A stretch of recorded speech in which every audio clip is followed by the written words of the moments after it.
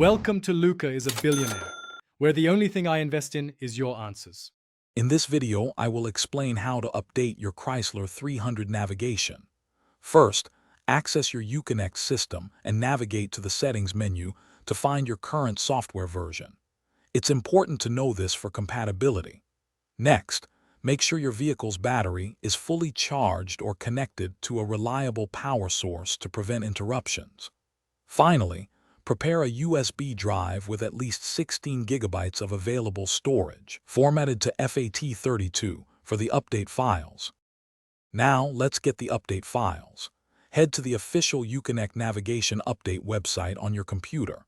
You'll need to enter your vehicle's 17-digit vehicle identification number, or VIN, to ensure you get the correct update. Carefully select the appropriate navigation package that matches your Uconnect system. Once confirmed, download these files directly onto your formatted USB drive. This process might take some time, depending on your internet speed and file size. With the files on your USB drive, it's time for installation.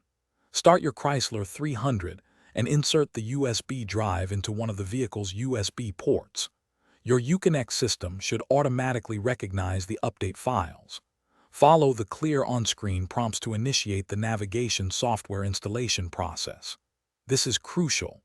Do not turn off your vehicle or remove the USB drive until the installation is completely finished. The update can take up to 60 minutes.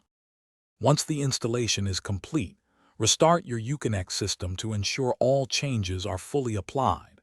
Then, go back into the System Settings menu to verify that the new navigation software version is correctly displayed. For best results, take your Chrysler 300 for a short test drive to confirm that the updated maps and navigation features are working perfectly.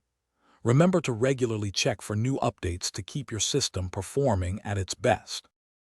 Thanks for watching and please subscribe. It's the best investment you'll ever make.